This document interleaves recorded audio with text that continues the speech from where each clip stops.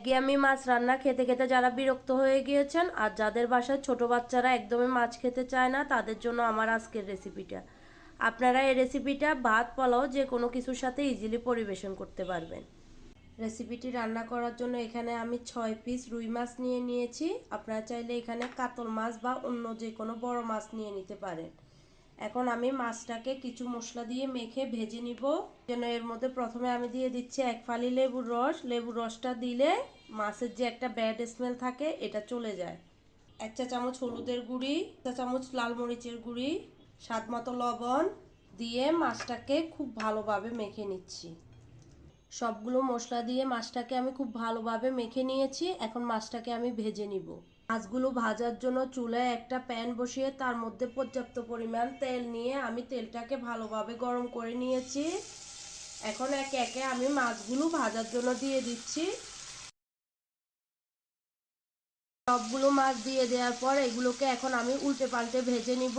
মাছগুলো ভাজা হতে থাক, এই ফাঁকে আমি মাছের জন্য একটা মশলা রেডি করে নিব। আজকে মাছটা আমি একটা স্পেশাল মশলা দিয়ে রান্না করব। এই জন্য আমি 1 টেবিল চামচ পোস্ত দানা আর 4টা কাজু বাদাম কিছুটা হালকা কুসুম গরম পানিতে ভিজিয়ে নিয়েছি। আপনার পোস্ত দানাটা যে কোনো সুপার শপে অথবা মুদি দোকানে চাইলে পেয়ে যাবে। এখন আমি এর মধ্যে দিয়ে দিচ্ছি 1/2 কাপ পেঁয়াজ আর দিচ্ছি এখানে একটা ছোট সাইজের টমেটো কুচি। এখন সবগুলো উপকরণকে আমি একটা ব্লেন্ডারে নিয়ে ভালোভাবে ব্লেন্ড করে নিব। গুলো মশলায় আমার খুব ভালোভাবে মসৃণ করে ব্লেন্ড করা হয়ে গিয়েছে। এখন এটাকে আমি একটা সাইডে রেখে দিব। এদিকে আমার মাছটাও একটা পাশ হয়ে গিয়েছে, আমি এর অন্য পাশ উল্টে দিয়েছি। এভাবে আমি চুলার আঁচ মিডিয়ামে রেখে মাছটাকে উল্টে পাল্টে ভেজে নিব। মাছটা আমার খুব ভালোভাবে ভাজা হয়ে গিয়েছে। এখন এটাকে আমি কড়াই থেকে তুলে একটা সাইডে রেখে দিব আর মাছটাকে পুরোপুরি রান্নার জন্য চলে যাব। মাছটাকে পুরোপুরিভাবে রান্না করার জন্য চুলায় আমি একটা কড়াই বসিয়ে সেটা গরম হয়ে যাওয়ার পর এর মধ্যে মাছ ভাজা তেলগুলো দিয়ে দিয়েছি। এখন আমি এর মধ্যে দিয়ে দিচ্ছি আরও 1/2 কাপ তেল। তেলটা খুব ভালোভাবে গরম হয়ে যাওয়ার পর আগে থেকে করে রাখা মশলার পেস্টটা আমি এর মধ্যে দিয়ে দিচ্ছি। মশলার পেস্টটা দেওয়ার পরে আমি এটাকে 5 মিনিট ভালোভাবে কষিয়ে নিয়েছি। এখন আমি এর মধ্যে অন্যান্য মশলাগুলো দিয়ে দিচ্ছি। এখন আমি এর মধ্যে প্রথমে দিয়ে দিচ্ছি 1 চামচ হলুদের গুঁড়ি, 1/2 চামচ মরিচের গুঁড়া, 1/2 চামচ জিরা গুঁড়া, 1/2 চামচ ধনিয়া গুঁড়া, স্বাদ মতো লবণ। এখন এই মশলাগুলোকেও আমি আরও 5 মিনিটের জন্য খুব ভালোভাবে কষিয়ে নিব। মশলাটা আমার খুব ভালোভাবে কষানো হয়ে গিয়েছে। এখন আমি আগে থেকে ভেজে রাখা মাছগুলো এর মধ্যে একে একে দিয়ে দিচ্ছি।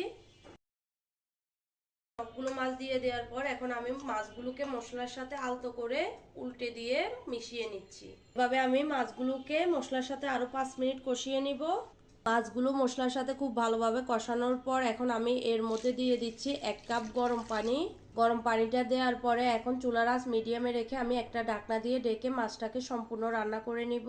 মাছটা আমার প্রায় হয়ে এসেছে। এখন আমি এই পর্যায়ে দিয়ে দিচ্ছি 1/4 চা চামচ চিনি।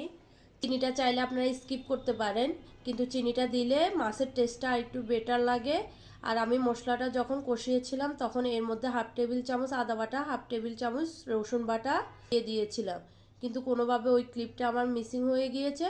এখন আমি চিনিটা দেওয়ার পরে মাছটাকে ঢাকনা দিয়ে 5 মিনিট চুলার আঁচ একদম লোতে রেখে দমে রাখবো। এরপরে নামিয়ে নিলে মাছটা রেডি হয়ে যাবে। আমার রেসিপিটা রান্না হয়ে গিয়েছে, আমি একটা প্লেটে পরিবেশন করে নিয়েছি। আশা করছি আজকের রেসিপিটা আপনাদের কাছে ভালো লেগেছে। আজকের জন্য এই পর্যন্তই। আল্লাহ হাফেজ, আসসালামু আলাইকুম।